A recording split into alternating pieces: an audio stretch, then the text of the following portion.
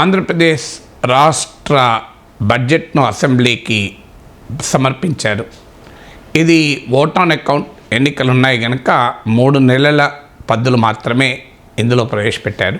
అందువల్ల ఈ బడ్జెట్లో ఉన్న కేటాయింపులు, వాటి ప్రాధాన్యత, వాటిపైన ఉన్న లోటుపాట్లు, వీటి గురించి చర్చకు ప్రయోజనం లేదు.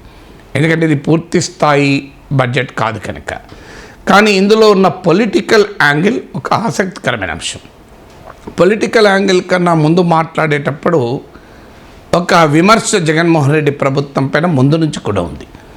ప్రజలకు సంక్షేమ పథకాలు డైరెక్ట్ బెనిఫిట్ ట్రాన్స్ఫర్స్ ద్వారా అకౌంట్లో జమ చేసినవి కావచ్చు, లేదా ఇతరత్ర కావచ్చు, ఈ సంక్షేమ పథకాలకే అత్యధికంగా నిధులు పోతున్నాయి అని ఈ బడ్జెట్ మరోసారి రుజువు చేసింది. ఆర్థిక మంత్రి గత 5 ఏళ్లలో ప్రజల అకౌంట్లలో ఎన్ని డబ్బులు వేశారు అనే గణాంకాలు కూడా ఇచ్చారు. సంక్షేమం పైన ప్రజల్లో సానుకూలత ఉన్నప్పటికీ అభివృద్ధి జరగలేదు అన్న ఆవేదన కూడా ప్రజల్లో ఉంది. ఇప్పుడు ఉదాహరణకు కీలకమైన నీటిపారుదల రంగానికి గత 5 ఏళ్లలో 62,000 కేటాయిస్తే ఖర్చు చేసింది 32,000 మాత్రమే. లాస్ట్ ఇయర్ బడ్జెట్లో వ్యవసాయ రంగానికి కేటాయించిన దాంట్లో కూడా కోతలు విధించబడ్డాయి, ఖర్చు చేయలేదు. సో వ్యవసాయ రంగం లాంటి కీలక రంగాలకు కూడా నిధుల కోత తప్పలేదు. అగ్రికల్చర్, ఇరిగేషన్ ఆంధ్రప్రదేశ్ సమాజానికి, ఎకానమీకి చాలా కీలకమైనవి. ఎందుకంటే ఉమ్మడి ఆంధ్రప్రదేశ్ తర్వాత తెలంగాణతో పోలిస్తే మోర్ అగ్రికల్చరల్లీ డిపెండెంట్ ఎకానమీ ఆంధ్రప్రదేశ్. మరింతగా వ్యవసాయ ప్రధాన రాష్ట్రంది. అలాంటి రాష్ట్రంలోనే వ్యవసాయము, నీటిపారుదల రంగాలకు కూడా కేటాయింపులు చేసినవి కూడా ఖర్చు చేయకుండా నిధులు, అప్పులు అన్నీ కూడా సంక్షేమ పథకాలపైన కేంద్రీకరణ వైపుగా వెళ్ళాయి అన్నది ఈ బడ్జెట్ మరొకసారి రుజువు చేసింది.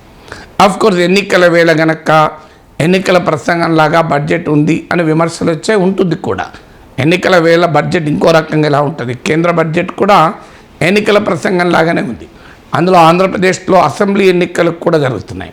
అందువల్ల ప్రభుత్వము బడ్జెట్ను ఒక అవకాశంగా తీసుకొని ప్రజలకు తాము గత 5 ఏళ్లుగా చేసింది చెప్పుకుంటుంది, ప్రతిపక్షాలు ప్రభుత్వం చేయంది చెప్తుంది.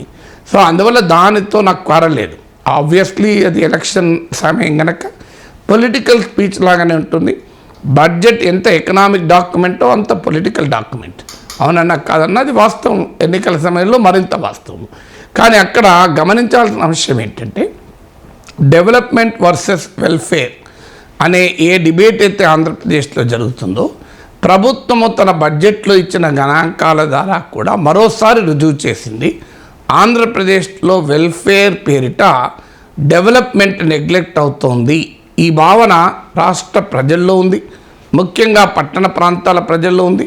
అందుకే పట్టణ ప్రాంతాల్లో గ్రాడ్యుయేట్ ఎమ్మెల్సీ ఎలక్షన్లో రాష్ట్రంలో రాయలసీమతో సహా పార్టీ ఓడిపోయింది.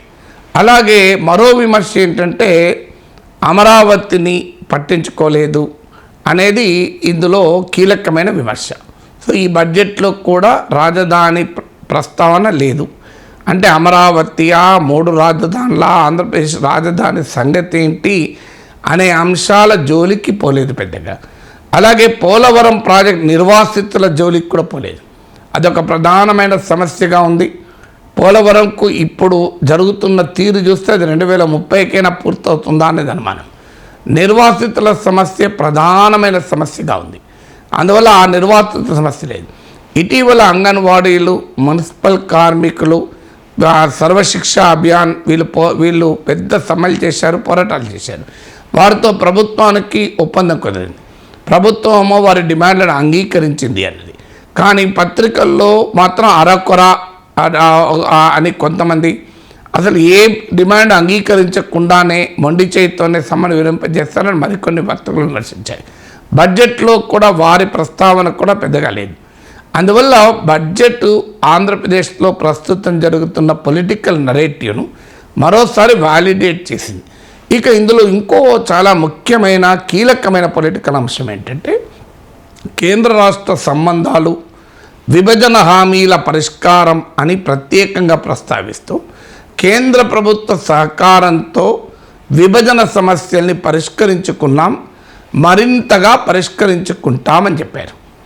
అంటే రెవెన్యూ లోటు తీర్చడంలో ఇలా ఒక రెండు ఉదాహరణలు చెప్తూ కేంద్ర ప్రభుత్వం బాగా సహకరిస్తోంది, కేంద్ర ప్రభుత్వ సహకారం కంటిన్యూ అవుతుంది అన్న ఒక పొలిటికల్ పాయింట్ చెప్పారు. ఇవాళ కర్ణాటక ప్రభుత్వం ఢిల్లీలో నిరసనలు తెలుపుతోంది, మాకు కేటాయింపులు పడిపోతూ వస్తున్నాయని. కేరళ ప్రభుత్వం రోడ్డెక్కింది, తమిళనాడు ప్రభుత్వం వారికి మద్దతు ప్రకటించింది. సౌత్ ఇండియన్ స్టేట్స్ అన్నీ కూడా తమకు అన్యాయం జరుగుతోంది అని ఢిల్లీ వీధుల్లో నిరసన తెలుపుతుంటే, నరేంద్ర మోడీ ప్రభుత్వం పైన పోరాడుతుంటే, ఆంధ్రప్రదేశ్లో ఉన్న వైఎస్ఆర్ కాంగ్రెస్ ప్రభుత్వం మాత్రం మోడీ ప్రభుత్వ అనుకూల వ్యాఖ్యలు చేస్తోంది. అందులో మరింత ఆశ్చర్యం ఏంటంటే, చంద్రబాబు నాయుడు అమిత్ షా జేపీ నడ్డాలను కలిసిన వేళ జగన్ ప్రభుత్వముకు వ్యతిరేకంగా ప్రజల్లో పెద్ద వాతావరణం ఉందని బీజేపీ నేతలు చెప్పినట్టుగా వార్తలు వచ్చిన వేళ టీడీపీ బీజేపీ పొత్తు దాదాపు ఖరారైన సమయంలో ఆర్థిక మంత్రి తన బడ్జెట్ ప్రసంగంలో, ఆర్థిక మంత్రి అంటే ఆర్థిక మంత్రి చెప్పేదేమి ఉండదు, జగన్మోహన్ రెడ్డి మాటనే ఆర్థిక మంత్రి బడ్జెట్లో చెప్తారు. జగన్ ప్రభుత్వం మాత్రం కేంద్రం బాగా సహకరించింది, విభజన హామీల పరిష్కారం జరుగుతోంది, ఈ సహకారం కంటిన్యూ అవుతుంది అని. అంటే ఆంధ్రప్రదేశ్ రాజకీయాల్లో మనం చూస్తున్నది టీడీపీ అయినా వైసీపీ అయినా రెండు కూడా బీజేపీకి ప్రత్యక్షంగానో పరోక్షంగానో మిత్రులు. బీజేపీ వైసీపీతో మైత్రి కొనసాగిస్తూనే టీడీపీతో పొత్తు పెట్టుకుంటోంది అని నేను చేసిన నిన్నటి విశ్లేషణ ఇవాళ బడ్జెట్ మరోసారి వ్యాలిడేట్ చేసింది. ఒక నిజంగానే పోనీ కేంద్రం సహకరిస్తే అభ్యంతరం లేదు రాజకీయాలకు అతీతంగా, కానీ కేంద్రం సహకరించిందా? అమర రాజధాని విషయం ఏమైంది? రాజధాని పక్క పెడదాం, పోలవరం పూర్తయిందా? పోలవరం నిర్వాసితులకు నిధులు ఇస్తుందా కేంద్రం? ప్రత్యేక హోదా ఇచ్చిందా? కడప స్టీల్ ప్లాంట్ వచ్చిందా? పెట్రోకెమికల్ కాంప్లెక్స్ వచ్చిందా? ఇవేవి రాకపోగా పైగా విశాఖ స్టీల్ ప్లాంట్ అమ్మకానికి పెట్టారు.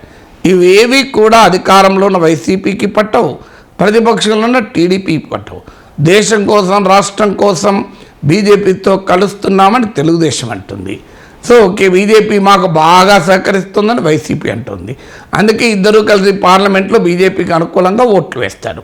అది ఇటీవల అవిశ్వాస తీర్మానం పైన బీజేపీకి అనుకూలంగా వైసీపీ వేశారు, టీడీపీ వేశారు. 2019కి ముందు ఇద్దరు పోటీపడి అవిశ్వాస తీర్మానం ప్రకటించారు.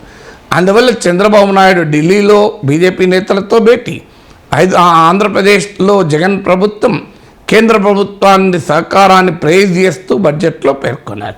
అంటే ఆంధ్రప్రదేశ్ రాజకీయాల్లో జరుగుతున్న తతంగం బడ్జెట్ మరోసారి రుజువు చేసింది.